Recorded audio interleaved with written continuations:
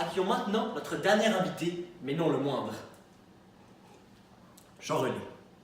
Jean-René, es-tu là? Ah ouais, pas prêt là, mais hey, venez dans mon maman. C'est gratuit. Nous arrivons de suite, Jean-René. Il fait haut, hein? Voilà, Jean-René, où m'emmenez-vous? Dans la hammam. C'est ici que j'aime penser à la physique. C'est une source d'inspiration pour vous, un petit Ouais, peu? exactement. J'ai entendu que vous vraiment vous isolez dans cet environnement hostile. Ah ouais, écoute. C'est quoi que vous faites? Vous jouez à quelque chose? Non, mais c'est ça. Depuis quelques temps, là, je joue à un jeu vidéo qui s'appelle Getting Over It. Hey, attends, je vais montrer un extrait. Hey, tu sais quoi? On se retire, fait roche. Vous allez arriver à vous concentrer ici, là? Je Ouais, c'est comprends ça, pas. mais tu sais, je viens ici pour relaxer, là, mais là. Ah, on se sent mieux. Merci. Bon. Ah. Ça rafraîchit, hein. Bon, tu peux aller t'asseoir. Bon. Allez, je te présente là. Je te présente ça. Alors, voici le jeu auquel je suis fou accro depuis déjà quelques semaines. Hein. Donc, dans le fond, c'est simple. C'est une personne accroupie dans un chaudron qui se déplace à l'aide d'une masse en faisant une espèce de mouvement de levier. Hein. Donc, c'est super simple, hein, comme on peut le voir. On doit se servir de la masse et comme la diriger dans certaines directions pour progresser au fil du parcours, qui est assez farfelu, merci. C'est un capharnaüm d'objets empilés, là, vous allez voir, vous allez voir. Je vais vous montrer un extrait plus tard. Alors, voici ce que je parlais par le fait que c'est un univers très créatif. Là, on voit que c'est beaucoup d'objets empilés comme des containers, hein, des échelles, des pylônes en arrière, des écoles. Parce qu'il y a plein de choses à faire dans ce jeu-là. Bon, maintenant que vous avez vu l'intérêt grandiose de ce jeu, je vais vous montrer pourquoi en fait c'est impossible. Donc suivez-moi, je vais vous montrer les calculs.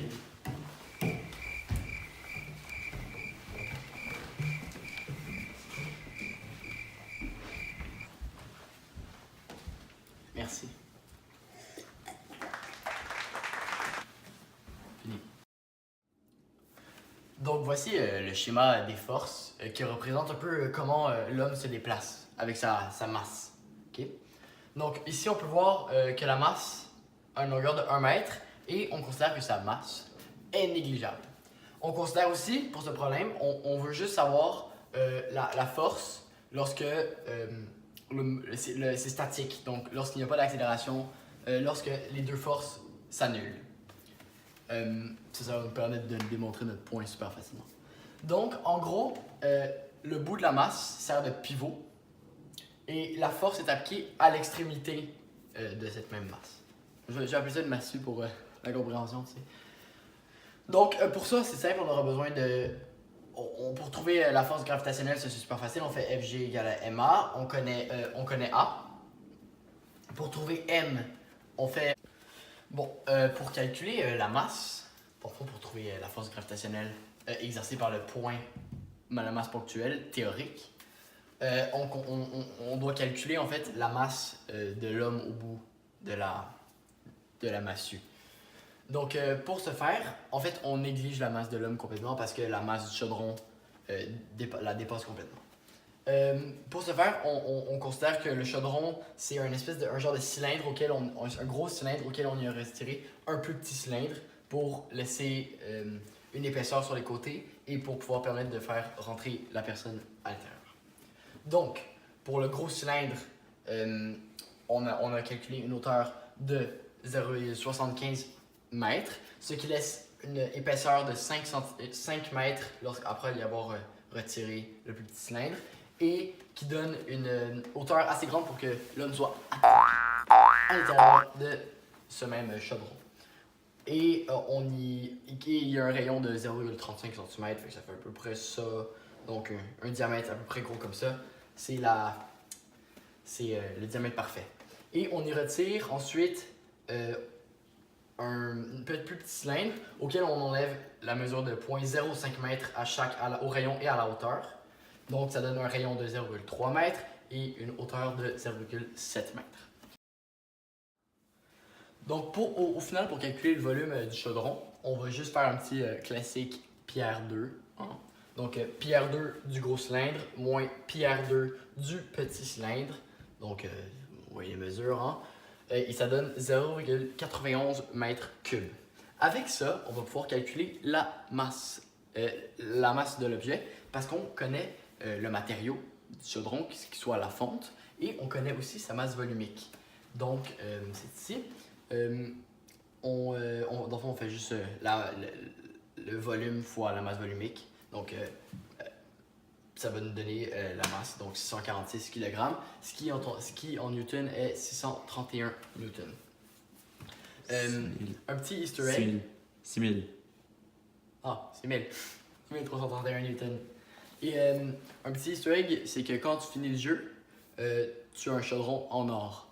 Et là, c'est impressionnant parce que la masse volumique de l'or est nettement plus élevée que celle de la fonte. Donc là, tu te ramasses avec des masses astronomiques de 1756 kg, donc presque 2 tonnes. Puis ça équivaut à 17 211 newtons. Ensuite, pour calculer... c'est ça, mais non. Donc, au final, on trouve FG, hein, parce qu'on a fait ici, on a fait fois 9,8 l'accélération gravitationnelle. Puis ça nous donne la force gravitationnelle en newton. Ensuite, pour calculer FM, c'est très simple, mais ça prend des gros calculs, mais au final, c'est assez simple. On calcule le moment de force de l'objet, parce que c'est un pivot. Donc, pour ce faire, c'est super simple. On calcule le moment de force, qui est égal à l'inertie fois l'accélération angulaire de l'objet. Et on se rend compte que l'accélération angulaire est égale à 0, parce que notre objet, on l'a mentionné plus tôt, il est statique. Donc là, ça donne que IA égale 0. Et tout ça, c'est égal à RFG sin θ moins RFM. Sin θ, donc la force mécanique qu'on doit appliquer. Et tout ça, au final, on peut tout enlever, vu que c'est égal à 0, on peut tout enlever les R, tout enlever les sin. Et qu'on finit simplement avec FG égale à FM. Et là, on a directement notre réponse. Donc, la force motrice qu'on aurait déployée est 17 211 newtons. Et ça, mes amis, c'est surhumain parce que l'homme le plus fort du monde, oui, lui, il peut juste soulever 4600 newtons, ce qui est à peu près 470 kg, et avec beaucoup de peine et de misère. Donc voici pourquoi Getting Over It, c'est un mensonge. Ces calculs nous prouvent donc que la force déployée par le petit homme dans le chaudron, dans Getting Over It, est surhumaine parce que juste pour rester statique, même pas pour bouger, pour se déplacer, il doit déployer une force presque 4 fois plus grande, 5 fois plus grande que l'homme le plus fort du monde. Donc c'est officiellement un mythe. Alors voici les matériaux utilisés pour réaliser l'expérience: des pailles, des ciseaux, du scotch tape de marque Scotch. Voici un mauvais exemple. Voici un bon exemple. On peut voir qu'il y a deux monticules sur la paille. On remplit un verre à son maximum. Ensuite, nous insérons la paille comme ceci. Ceci n'est pas un bon exemple puisque nous devons donner une certaine impulsion à l'objet pour que l'eau puisse remonter la seconde bosse qui est un petit peu plus haute que la première, comme ceci. Et vous voyez, maintenant, l'eau se suit tout au long de la paille grâce à la petite énergie qu'on lui a donnée au départ.